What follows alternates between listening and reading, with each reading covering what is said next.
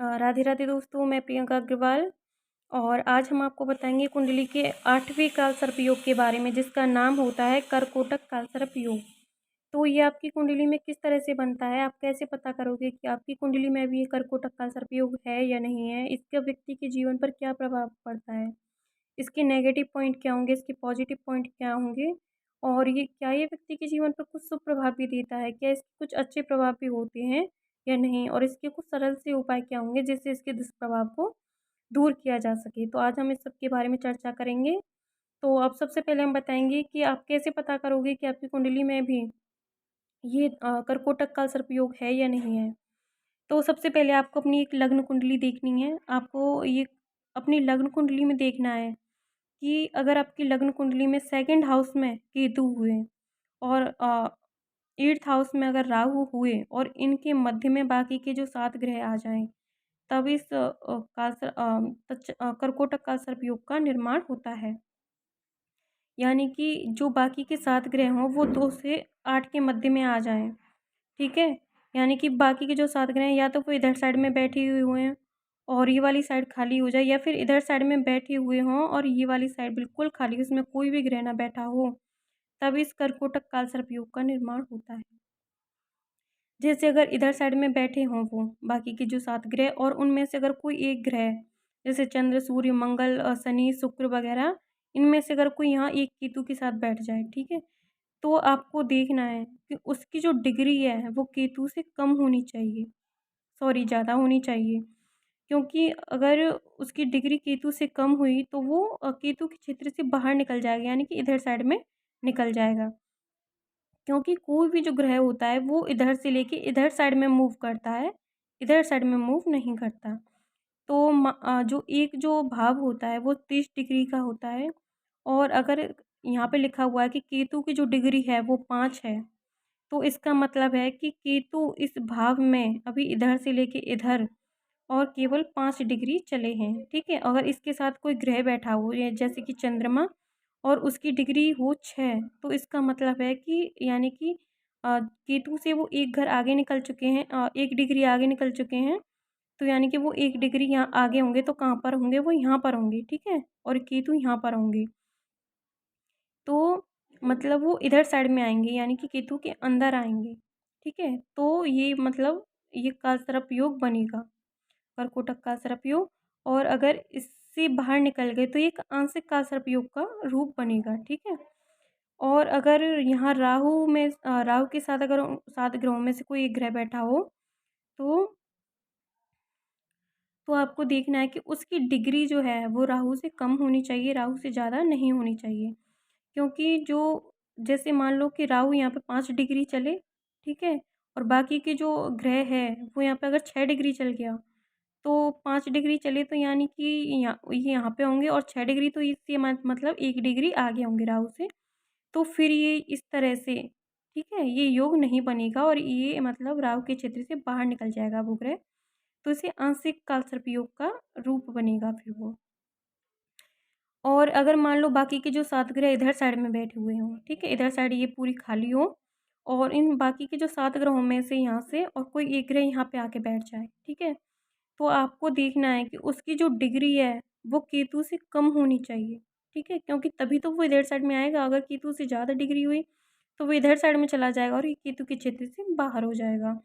और अगर यहाँ राहु के साथ अगर कोई ग्रह बैठा हो, इधर साइड में अगर सारे ग्रह बैठे हों और उनमें से अगर कोई ग्रह 1 या 2 या 3 जितने भी ग्रह अगर यहाँ राहु के साथ आके बैठ जाएँ, तो आपको देखना है कि उनकी जो डिग्री है वो राहु से ज़्यादा होनी चाहिए, क्योंकि राहु से ज़्यादा होगी तभी तो वो इधर साइड में आएँगे, ठीक है। अगर राहु से कम हुई तो वो इधर साइड में चले जाएँगे, यानी ये राहु के क्षेत्र से बाहर हो जाएँगे, तो फिर ये आंशिक कालसर्पयोग बनेगा। पूरी तरह से कर्कोटक कालसर्पयोग नहीं बनेगा, तो आपको ये देखना है, ठीक है। तो अब हम बताएंगे कि ये व्यक्ति के जीवन पर क्या प्रभाव देता है। जो सेकंड हाउस होता है ये व्यक्ति की पैतृक संपत्ति को शो करता है, धन को शो करता है, आय को धन को शो करता है, व्यक्ति की वाणी को शो करता है, मुख गले के से संबंधित जो रोग बीमारियां होती हैं, परेशानियां होती हैं, उनको शो करता है, व्यक्ति की वाणी को शो करता है, आवाज़ को शो करता है। और ये जो ये मतलब सेकंड हाउस ये परिवार को, कुटुंब को भी शो करता है। और ये जो अष्टम भाव होता है ये मतलब व्यक्ति मतलब जो मेंटली डिस्टर्ब होता है और मानसिक स्थिति को शो करता है, ठीक है? पारिवारिक स्थिति को शो करता है, लड़ाई झगड़ों को शो करता है और बहुत जो लंबी बीमारियाँ होती हैं उसको शो करता है, चोट एक्सीडेंट वगैरह को शो करता है, वसीयत को शो करता है, ठीक है? किसी गुप्त विद्या को शो करता है, डीप स्टडी को शो करता है और मतलब टैलेंट को शो करता है व्यक्ति को। व्यक्ति का जो टैलेंट होता है उसे भी शो करता है और ये ससुराल को भी शो करता है। ये 8th हाउस होता है, ये ससुराल को शो करता है और आगे हम जैसे बताएँगे तो आपको और भी पता चल जाएगा। तो ये जो 2nd हाउस में ये केतु होता है, तो ये मतलब जो पैतृक संपत्ति मिलने में बहुत ज़्यादा तकलीफ़ या परेशानी दे देता है इस योग में। ये जो योग होता है इसमें अगर ये केतु यहाँ पे बैठे हुए होते हैं, ये 2nd हाउस में ही होते हैं कर्कोटक काल सर्प योग में, तो ये व्यक्ति को बहुत ज़्यादा पैतृक संपत्ति मिलने में बहुत ज़्यादा परेशानियों का सामना करना पड़ता है या फिर कभी-कभी बहुत ज़्यादा अगर गलत कंडीशन में हो ये योग तो पैतृक संपत्ति नहीं भी मिलती है। ऐसे व्यक्ति की जो वाणी होती है, आवाज़ होती है, बातें होती हैं, वो बहुत ज़्यादा लड़ाई झगड़े वाली, मरने-मारने वाली इस तरह की होती हैं। ये व्यक्ति किसी से प्यार से भी बात करेगा तब भी ऐसा लगता है जैसे ये किसी से लड़ रहा हो। इसकी बातों में मिठास नहीं होती है, एक तरह से ये कहते हैं कि मतलब बहुत मधुर आवाज़ नहीं होती है इसकी। ये थोड़ी स्ट्रिक्ट बात करने वाला होता है, क्लियर कट बात करने वाला इंसान। तो ये किसी की मतलब चापलूसी वाली बातें ये नहीं करता है। तो इसलिए भी इसकी परिवार से, कुटुंब से, मित्रों से, दोस्तों से जो भी इसके मतलब कॉन्टैक्ट में आता है ज़्यादातर इन लोगों की अपनी बातों की वजह से, आवाज़ की वजह से, वाणी की वजह से ही नहीं बन पाती है। क्योंकि ये बहुत ज़्यादा क्लियर कट बात करते हैं तो इसलिए इनकी जो बातें होती हैं वो लोगों को पसंद नहीं आती हैं। तो लोग इन्हें गलत और बुरा समझ लेते हैं इसलिए लोग इनसे दूर रहने लगते हैं। और लड़ाई झगड़े होने के बहुत ज़्यादा योग बनते हैं इनकी बातों की वजह से खासकर और इसी वजह से इनको पैतृक संपत्ति मिलने में भी बहुत ज़्यादा दिक्कतें परेशानियाँ आती हैं क्योंकि ये किसी की चापलूसी करना पसंद नहीं करते और क्लियर कट बातें करना पसंद करते हैं। तो इन लोगों की परिवार से मतलब ये अर्ली एज में ही ऐसा भी देखा गया है कि अपने परिवार से, कुटुंब से दूर हो जाते हैं या फिर अगर साथ भी रहते हैं तो इन लोगों की बिल्कुल नहीं बन पाती है उन लोगों से। तो इनको चाहिए कि ये थोड़ी मतलब अपनी वाणी पे थोड़ा लगाम दें, कंट्रोल करें और ज़्यादातर प्यार से बोलने की ही कोशिश करें।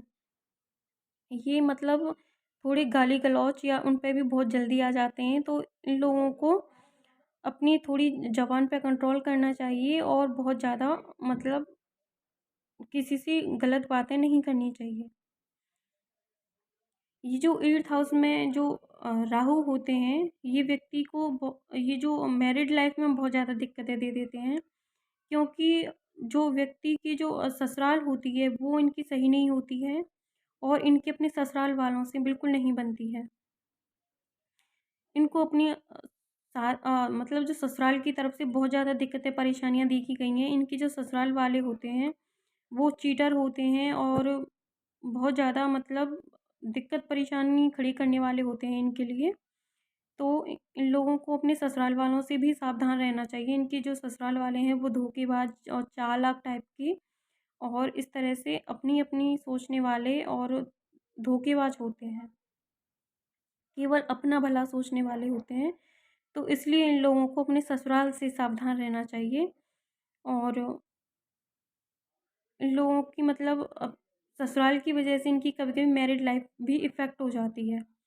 इनकी जो इनका जो लाइफ पार्टनर होता है वो भी थोड़ा खर्चीला, इन पर हावी रहने वाला होता है। इनका जो लाइफ पार्टनर होता है यानी कि कोई पत्नी हो या हस्बैंड हो, तो ये जातक पर मतलब हावी रहता है, लड़ाई झगड़े वाला होता है और झूठ बोलने वाला होता है। और बाकी जो देखा जाता है वो मतलब कुंडली की मतलब पूरी कुंडली को एनालाइज़ करने के बाद ही पता चलता है, लेकिन ज़्यादातर मतलब कि कम से कम 75% या फिर 90% बोल सकती हूँ मैं, इस योग में इस तरह से देखा जाता है कि इन लोगों की ससुराल वालों से बिल्कुल नहीं बनती है और ससुराल वालों की वजह से इनकी मैरिड लाइफ जो होती है वो इफ़ेक्ट होती है। इनके जो लाइफ पार्टनर होते हैं वो बहुत ज़्यादा खर्चीले स्वभाव के होते हैं और बहुत ज़्यादा झूठ बोलने की आदत और इन पर हावी रहने की आदत उनमें होती है। इन लोगों को मतलब चाहिए कि कभी भी जो गाड़ी होती है, कभी कोई भी वाहन खरीदें तो वो अपने नाम पर कभी भी ना खरीदें, क्योंकि इन लोगों को चोट, एक्सीडेंट लगने का बहुत ज़्यादा डर रहता है और अगर इनके नाम पर वो गाड़ी खरीदी जाए, तब वो गाड़ी जो होती है, वो वाहन जो होता है, वो शुभ नहीं होता और बहुत ज़्यादा वो चोट, एक्सीडेंट के योग बना देता है। इसलिए इन लोगों को कभी भी अपने नाम से गाड़ी या किसी भी प्रकार का वाहन नहीं खरीदना चाहिए। अगर ये बहुत ज़्यादा अशुभ प्रभाव दे रहा हो तो इन लोगों को अनावश्यक जो यात्राएँ होती हैं, जो बहुत ज़्यादा ज़रूरी ना हों, इस तरह की यात्राएँ टाल देनी चाहिए, क्योंकि इन लोगों को यात्राओं में भी बहुत प्रॉब्लम्स होती हैं, चोट, एक्सीडेंट वग़ैरह इस तरह की परेशानियाँ बनती हैं और इन लोगों को जो अपने ही घर परिवार के लोगों से ज़्यादातर मतलब लीगल प्रॉब्लम्स को फेस करते देखा गया है। ये मतलब अपने ही लोगों से, परिवार के लोगों से मतलब जो कोर्ट कचहरी, कोर्ट केस करते हुए देखे गए हैं। तो इसलिए मतलब ये ज़्यादातर अपने परिवार से दूर ही रहते हैं या साथ भी रहते हैं, तब इनकी अपने परिवार से बिल्कुल भी नहीं बनती है, ना ही ससुराल वालों से बनती है। इन लोगों को अगर ये अच्छी कंडीशन में होता है तो इन लोगों की जो रुचि होती है वो ज्योतिष में भी हो सकती है और राजनीति में भी ये इंसान बहुत ज़्यादा सफल देखे गए हैं अगर राहु अच्छी कंडीशन में हो तो।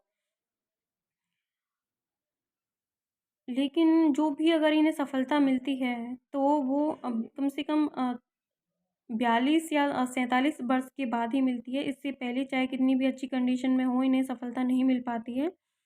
तो इन लोगों को ज़्यादातर किसी भी गलत काम में नहीं पड़ना चाहिए। अगर ये राहु किसी गलत कंडीशन में हो, तब ऐसा देखा है कि ये व्यक्ति बहुत ज़्यादा तंत्र मंत्र के चक्कर में, भूत प्रेत के चक्कर में पड़ के भी अपनी लाइफ को बर्बाद कर लेते हैं।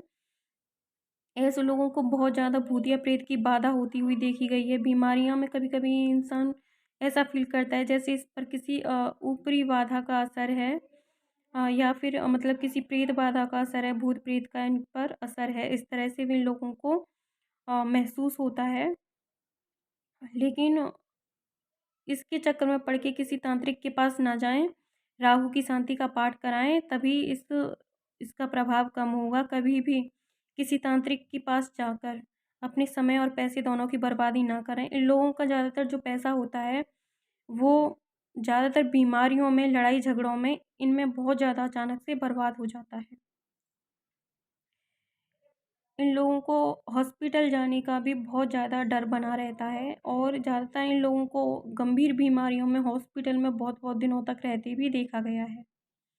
इनके जो पैसा होता है वो बहुत ज़्यादा या तो लव अफ़ेयर्स में बर्बाद होता है, बीमारियों में बर्बाद होता है या फिर कभी इन लोगों को बहुत ज़्यादा गलत आदतें भी लग जाती हैं, जैसे जुआ, शराब और स्मोकिंग वग़ैरह, गुटखी खाना। इस तरह से भी इनमें व्यक्ति को खाने-पीने की आदत लग जाती है।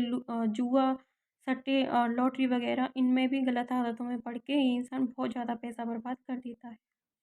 इस व्यक्ति का एक हिडन मतलब लव अफ़ेयर्स ज़रूर होता है, कोई सीक्रेट। तो इसके चक्कर में भी ये इंसान बहुत ज़्यादा बदनामी का, बुराई का इसका शिकार हो जाता है।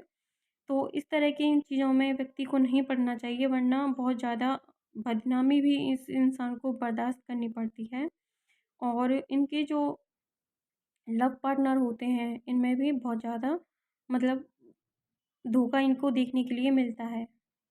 अगर ये किसी लड़की की कुंडली में हो ख़ासकर, तो इन लड़कियों को चाहिए कि कभी अगर घर परिवार में किसी से लड़ाई हो जाए या नहीं बने, तो प्लीज़ घर छोड़ के ना जाएँ, क्योंकि इनकी कुंडली में योग बनता है कि ये अगर व्यक्ति घर छोड़ के जाते हैं या फिर घर से घर किसी अनजान व्यक्ति के साथ जाते हैं, तो ये किसी गलत हाथों में पड़ने के भी इनके बहुत ज़्यादा योग बनते हैं कि ये लोग किसी गलत इंसान के हाथों में भी पड़ जाते हैं, जिसकी वजह से इनकी लाइफ बर्बाद हो जाती है।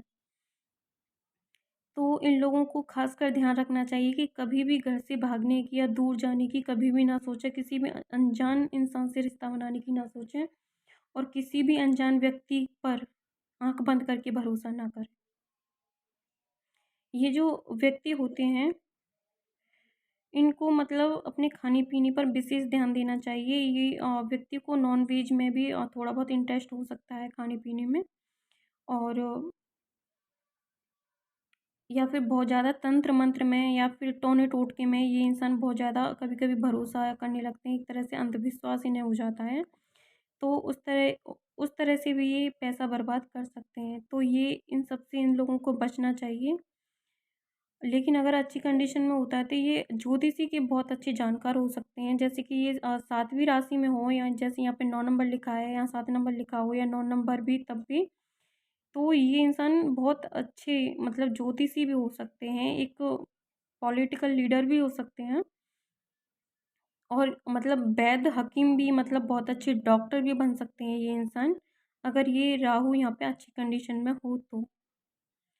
इन लोगों को बस ये मतलब जब राहु की दशा या अंतर्दशा आती है तो व्यक्ति मतलब बहुत ज़्यादा गलत कामों में फँस जाता है। व्यक्ति मतलब इस तरह की योग बना देता है, ये राहु और केतु का ये जो कालसर्प योग होता है।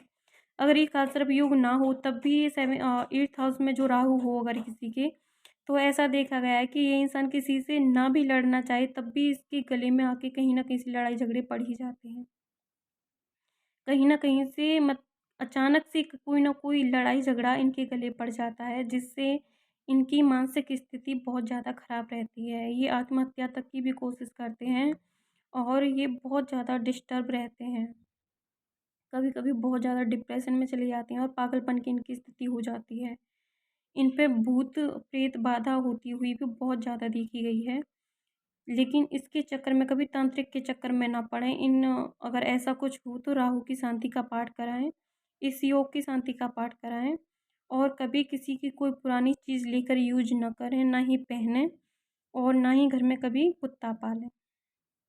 ससुराल पक्ष से संबंध अच्छे बनाकर रखें, और अगर नहीं बन पाते तो कभी भी मतलब अगर लड़का है तो कभी भी अपने ससुराल से और ब्लैक और ब्लू कलर का कोई भी सामान उनसे ना लें, और ना ही मतलब कपड़े लें उनसे इन कलरों के, और ना ही कभी कोई इलेक्ट्रॉनिक सामान अपनी ससुराल वालों से दहेज में लें। इन लोगों को चाहिए कि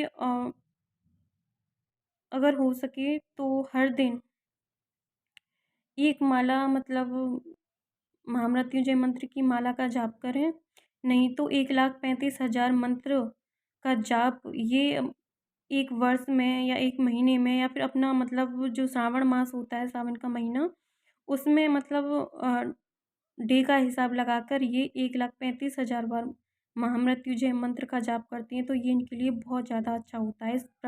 इस दोष का प्रभाव बहुत कम हो जाता है।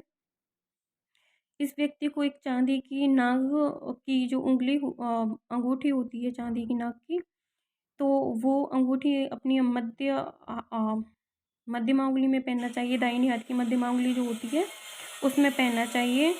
और एक उज्जैन के पास जो एक वो करकोटक करकोटेश्वर जो एक शिव मंदिर है, उनमें इस कालसर्प दोष की शांति पाठ कराना चाहिए। इससे इसका प्रभाव पूरी तरह से नष्ट हो जाता है और व्यक्ति को सुख की और खुशियों की मतलब अनुभूति होने लगती है।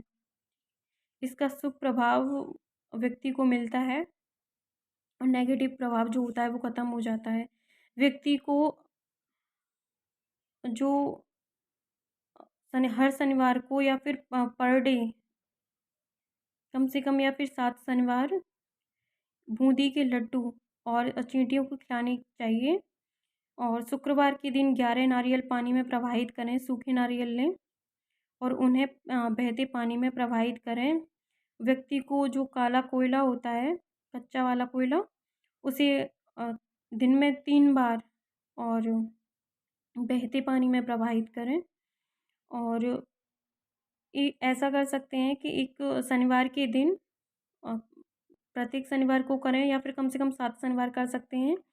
एक लोहे की कटोरी लेकर उसमें सरसों का तेल डालकर और उसमें अपना मुँह देखें और एक सिक्का लेकर उसे अपने सिर पे से 3 बार घुमाकर उस कटोरी में डाल के उस सिक्के को और या तो पीपल के पेड़ की जड़ में डाल दें या फिर किसी को जो शनि का दान लेने वाले आते हैं उनको दान कर सकते हैं उस तेल को। तो इसे 7 शनिवार कर सकते हैं, इससे भी इसका प्रभाव बहुत कम देखने के लिए मिलता है। ये छोटे-छोटे उपाय करके अपनी दैनिक दिनचर्या में शिव की पूजा को शामिल करें और कम से कम 5 मंगलवार हनुमान जी की उपवास करें, हनुमान जी के व्रत का मंगल का उपवास करें और प्रत्येक मंगल नहीं तो कम से कम 5 या 7 मंगल और 108 बार हनुमान चालीसा का पाठ करें। तो इससे भी इसके बहुत कम उपाय कम प्रभाव देखने के लिए मिलते हैं। तो अगर ये मेरी वीडियो आपको पसंद आए तो प्लीज़ लाइक करें, कमेंट करें, चैनल को सब्सक्राइब कर दें, बेल आइकन को प्रेस कर लें ताकि वीडियो के आने वाली सारी नोटिफिकेशन आपको मिल सकें। थैंक्स फॉर वॉचिंग, बाय दोस्तों।